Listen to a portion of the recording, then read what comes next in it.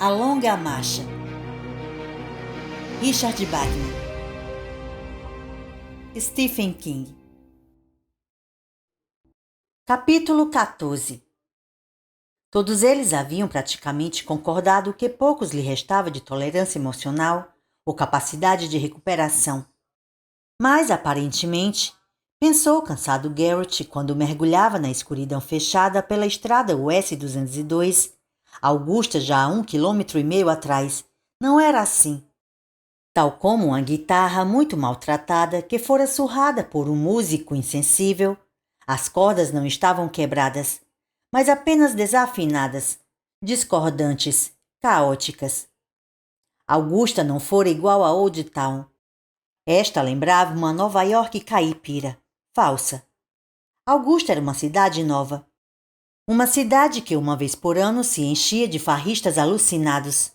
Uma cidade de festa inchada por 1 milhão de bêbados, cucos e maníacos completos. Ouviram a Augusta e a viram muito antes de chegar lá. A imagem de ondas martelando uma praia distante chegou-lhe com frequência. Escutaram o urro da multidão a uns 8 quilômetros de distância. Luzes enchiam os céus com um brilho borbulhante de cor pastel, assustador e apocalíptico, lembrando-lhe ilustrações que vira em livros de história sobre a blitz aérea alemã sobre a costa leste americana nos últimos dias da Segunda Guerra Mundial. Entreolharam-se inquietos e se juntaram mais como menininhos em uma tempestade de raios ou vacas em uma chuva de granizo. Havia um vermelhidão de carne viva naquele som cada vez mais alto na multidão. Uma fome que embrutecia. Formou-se em sua mente uma vívida e apavorante imagem de um grande Deus multidão, deixando a bacia de Augusta, rastejando sobre garras finas de aranha e devorando-os vivo. A cidade em si fora engolida, estrangulada e enterrada. Em um sentido muito real, não havia Augusta, e nem mais mulheres gordas, moças bonitas, homens pomposos ou crianças com calças mijadas acenando com nuvens de algodão doce. Não havia um agitado italiano ali para jogar-lhes fatias de melancia. Apenas a multidão, uma criatura destituída de corpo, cabeça ou mente. A multidão nada mais era que uma voz e um olho, e não surpreendia que fosse ao mesmo tempo Deus e Mamon. Sentiu-os. Sabia que os outros sentiam-nos também.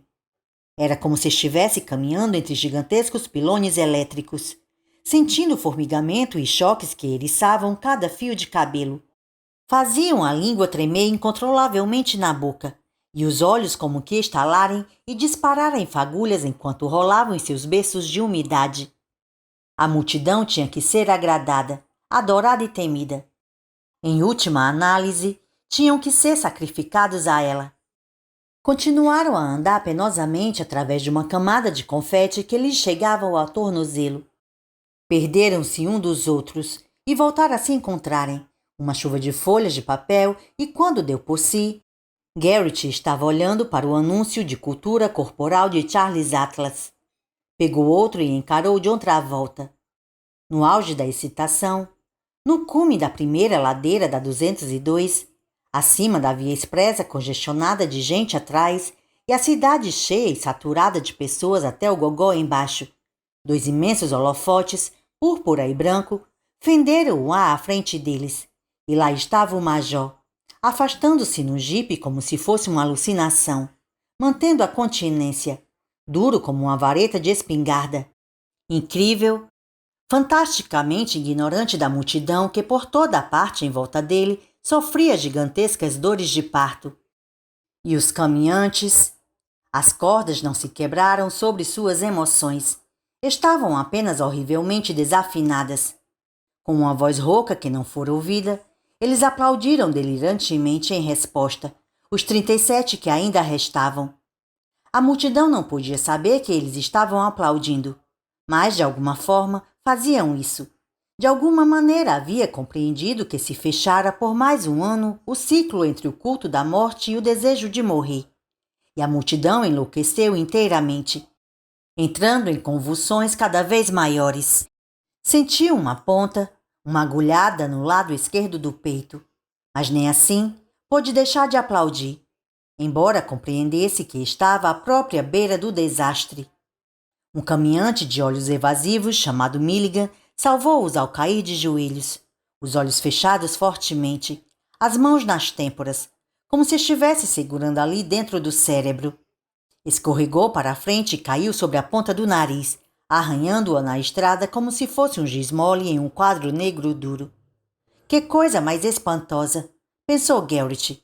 Aquele garoto gastando o nariz na estrada. E em seguida Milligan foi misericordiosamente fuzilado. Depois disso, os caminhantes deixaram de aplaudir. Garrett ficou apavorado com a dor no peito, que só diminuiu parcialmente. Prometeu a si mesmo que aquilo era o fim daquela loucura. Estamos chegando perto de sua namorada? Perguntou Parker. Ele não enfraquecera, mas amadurecera. Garrett passara a considerá-lo um cara ok. Uns 80 quilômetros, talvez 95 quilômetros. Um pouco mais, um pouco menos. Você é o filho da puta de sorte, Garrett. Continuou em tom desejoso Parker. Sou? Surpreso, virou-se para ver se Parker estava rindo dele. Não estava. Vai ver sua namorada e sua mãe. O que diabo é que eu vou ver entre o agora e o fim? Ninguém, a não ser esses porcos. Gesticulou para a multidão com o dedo médio e ela aparentemente interpretou o gesto como uma saudação e aplaudiu delirantemente. Estou com saudade de casa, disse, e com medo. De repente, gritou para a multidão. Porcos, seus porcos! A multidão o aplaudiu mais do que nunca. Eu também estou com medo e com saudades de casa. Quero dizer, nós. Procurou as palavras. Todos nós estamos longe demais de casa. A estrada nos mantém distantes. Poderei vê-los, mas não poderei tocá-los. As regras dizem... Eu sei o que as regras dizem. Contato corporal com qualquer pessoa enquanto eu não sair da estrada. Mas não é a mesma coisa. Há uma parede. Isso é danado de difícil para você dizer. Ainda assim vai vê-las. Talvez isso apenas piore a situação. Interveio McFreeze, que se aproximara silenciosamente por trás deles. Acabavam de passar por um sinal amarelo pisca-pisca no cruzamento de Winthrop. Garrett viu-o aparecendo e desaparecendo no piso da estrada quando passaram.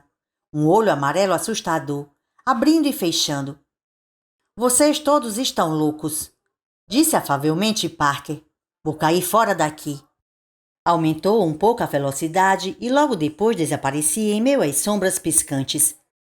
Ele acha que nós dois somos bichas que se amam, disse divertido McFreeze. Ele o quê? Garrett levantou bruscamente a cabeça. Ele não é um cara de todo mal, continuou pensativo McFreeze. Fechou um olho risonho para Garrett. Talvez ele esteja até parcialmente certo. Talvez seja por isso que salvei sua bunda. Talvez eu tenha uma quedinha por você. Com uma cara como a minha? Eu pensava que pervertidos como você gostavam de tipos delicados. Ainda assim, ficou subitamente embaraçado. De repente, chocantemente, McFreeze perguntou. Você deixaria que eu batesse uma punheta em você? Entre dentes, Garrett silvou. O que diabo... Oh, cale essa boca. Cortou o irritado McFreeze. Quando é que você vai acabar com essa merda hipócrita?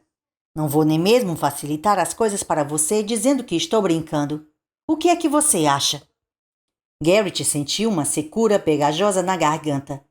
A coisa era que ele queria ser tocado. Bicho ou não, isso não parecia importar nesse momento em que todos eles estavam muito ocupados morrendo. Tudo o que importava era McFreeze.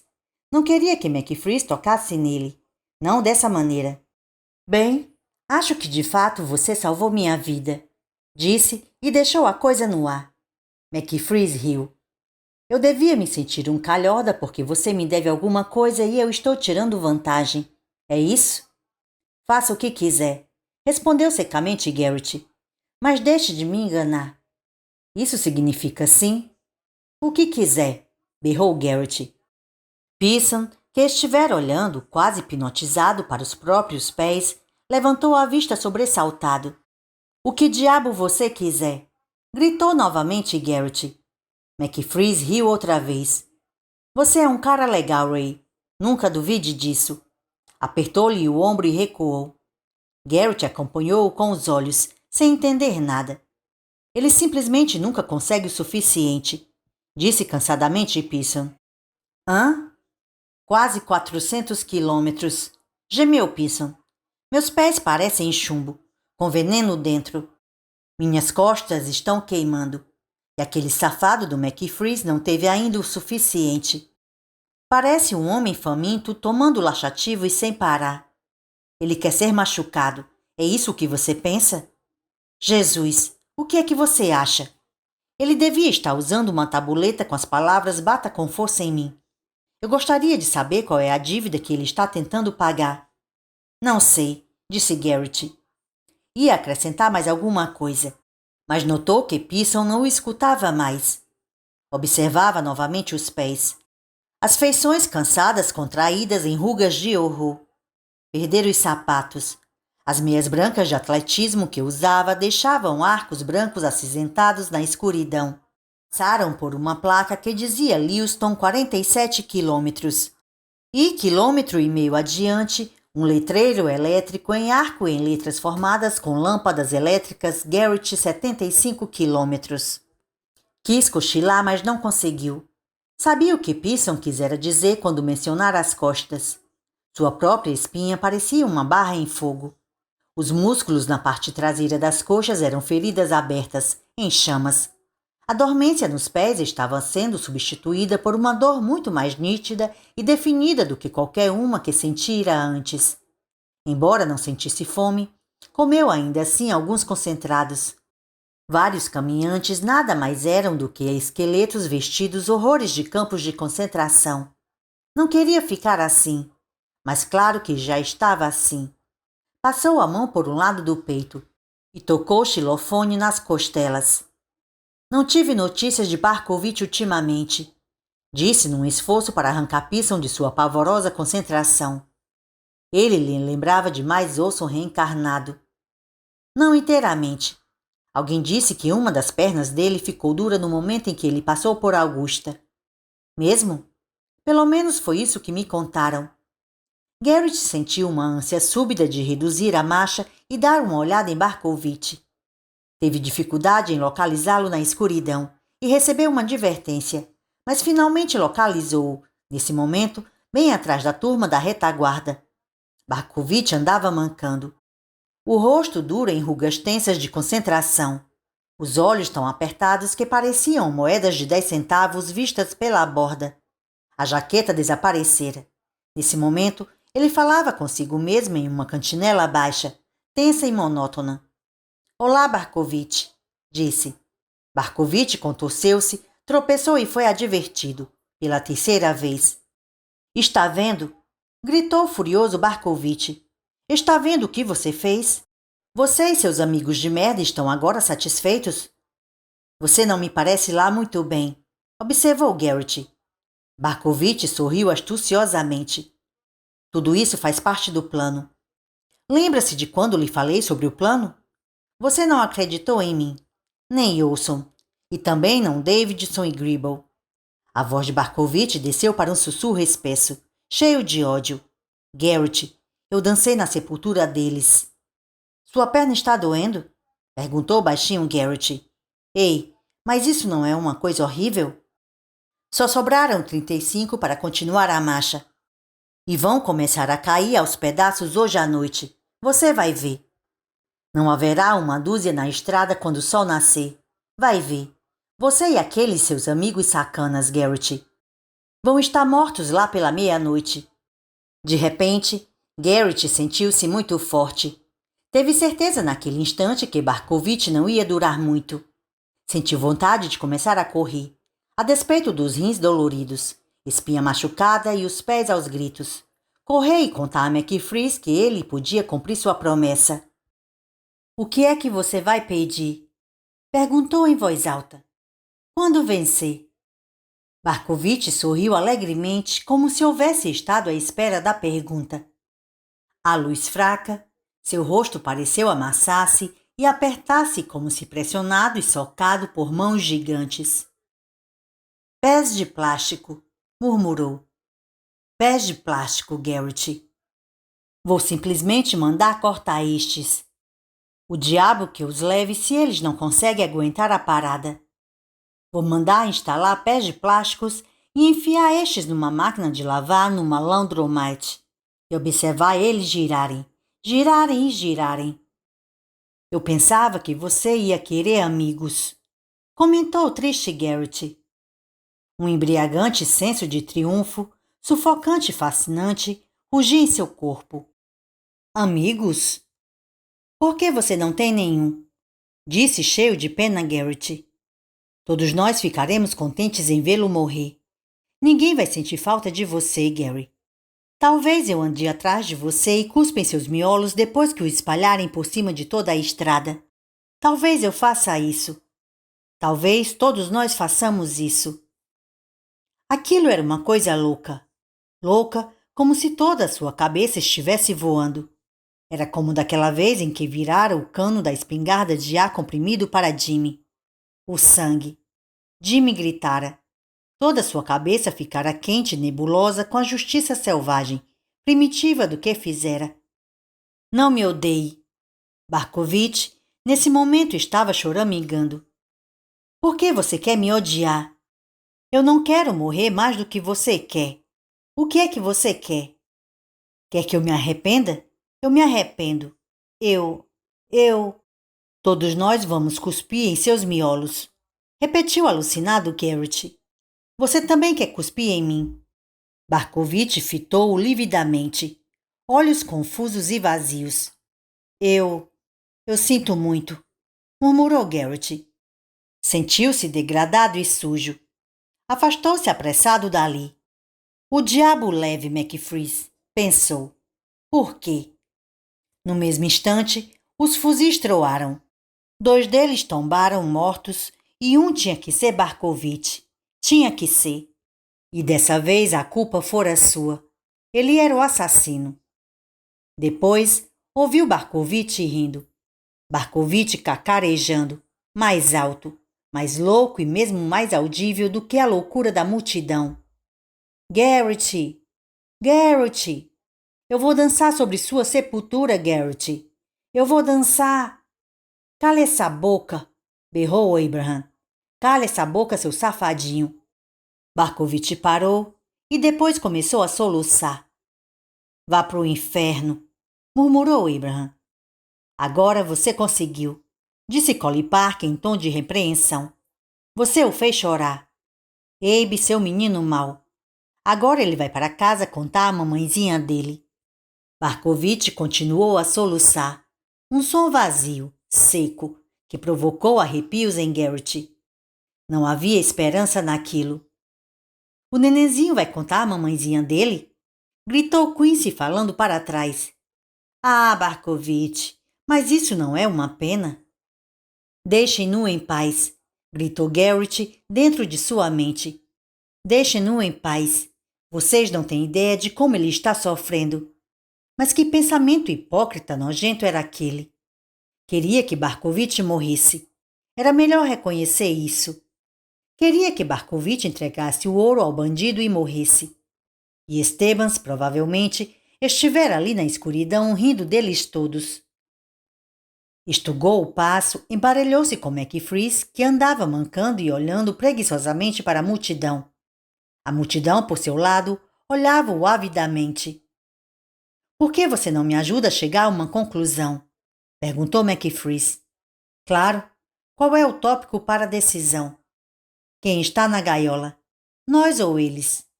Garrett riu com autêntico prazer. Todos nós. E a gaiola está no puteiro do Major. McFreeze não se juntou ao riso de Garrett. Barkovitch está nas últimas, não está? Acho que está. Eu não quero ver mais isso. É uma cagada. É um roubo. A gente constrói tudo em volta de alguma coisa. A gente se dedica a alguma coisa.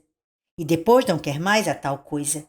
Não é uma pena que todas as grandes verdades sejam, todas elas, grandes mentiras? Nunca pensei muito nisso. Sabe que já são quase 10 horas? É como a gente treinar salto com vara a vida inteira. Chegar às Olimpíadas e dizer: por que diabo vou querer saltar por cima daquele sarrafo idiota? Isso mesmo. Você quase se importou, certo? Provocou o McFreeze. Está ficando mais difícil me provocar. Reconheceu Garrett. Fez uma pausa. Uma coisa vinha perturbando-o muito já há algum tempo. Baker se reunira aos dois. Garrett olhou de Baker para McFreeze e voltou a falar. Vocês viram os cabelos de Olson? Antes de ele receber o bilhete azul? O que era que tinha o cabelo dele? Perguntou Baker.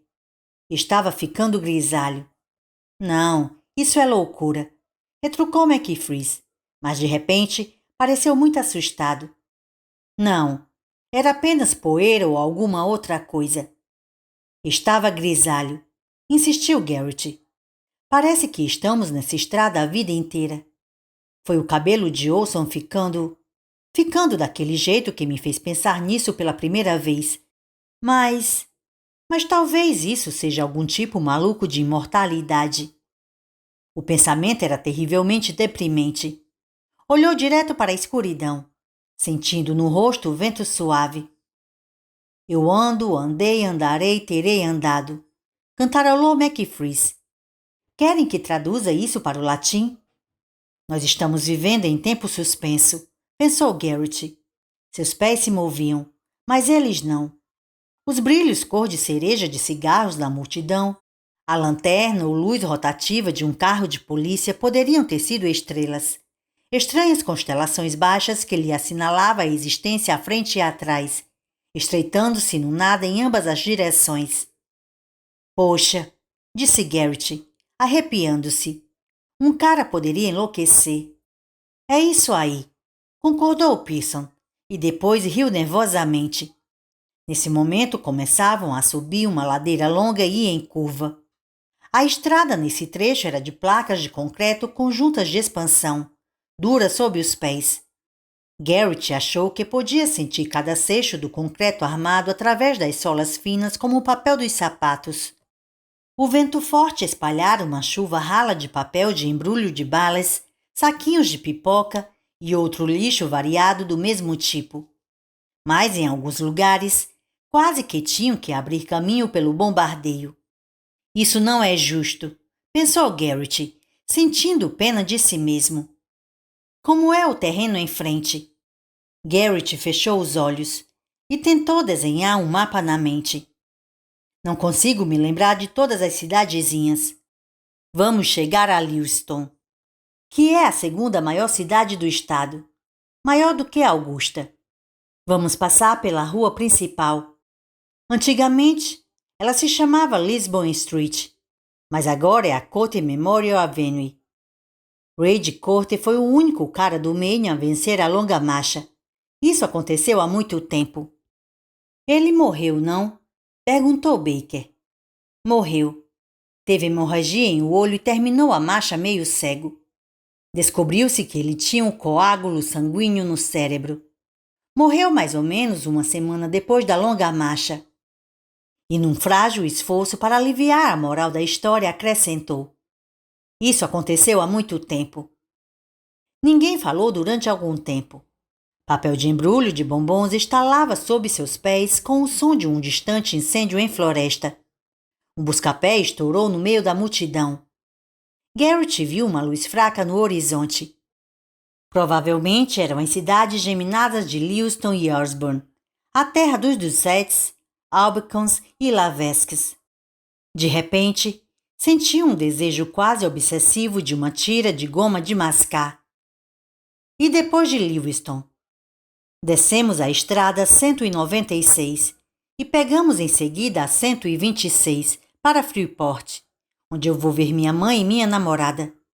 É lá também que passamos para a estrada US1 e é nesta que vamos continuar até que tudo acabe. A grande estrada real, murmurou McFreeze. Isso. Os fuzis detonaram e todos eles saltaram. Foi Barkovitch ou Quincy, disse Pearson. Não posso saber. Um deles continua andando. É. Da escuridão saiu a risada de Barkovitch.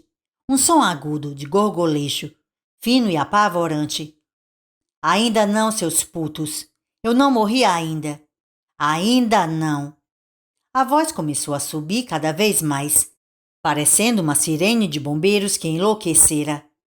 As mãos de Barkovitch subiram de repente como pombas assustadas que levantam voo, e ele agarrou a própria garganta. Meu Jesus! Gemeu Pearson e vomitou sobre si mesmo. Fugiram dele. Fugiram e se dispersaram à frente e para trás. Barkovitch continuou a gritar, a unhar a garganta e a andar. O rosto de fera virado para o céu, a boca uma curva torta na escuridão. Depois o som da sirene começou a esmorecer, e Barkovitch esmoreceu com ele. Caiu e atiraram nele. Estivesse morto ou ainda vivo. Garrett virou-se e voltou a adiantar-se. Sentiu uma leve satisfação porque não fora divertido. Viu uma cópia a carbono de seu horror em todos os rostos em volta. A parte de Barkovitch na marcha terminara. Pensou que aquilo não augurava bem para o resto deles, para o futuro deles naquela estrada escura e sanguinolenta. Não me sinto bem, disse Pearson. Falava em voz sem expressão. Vomitou em seco e andou curvado em dois por um momento. Oh, não me sinto nada bem. Oh, Deus, não me sinto. Sinto tão bem. McFreeze olhou direto para a frente. Eu acho que desejaria estar louco, disse pensativo. Baker foi o único que nada disse. E aquilo foi estranho porque, de repente, Garrett sentiu uma lufada de madressilva da Louisiana. Ouviu o coachar de rãs nos alagados. Sentiu o zumbido suado, preguiçoso, das cigarras perfurando o tronco duro dos ciprestes antes de iniciar seu sono sem sonhos de 17 anos. E viu a tia de Baker, balançando-se para a frente e para trás, olhos sonhadores, sorridentes e vazios, sentada no alpendre, escutando a estática, o zumbido e as vozes distantes em um velho radiofilco, com uma caixa lascada e rachada de mogno, balançando-se, balançando-se, balançando-se sorridente e sonolenta, tal como uma gata que tomara seu pires de leite e estava satisfeita.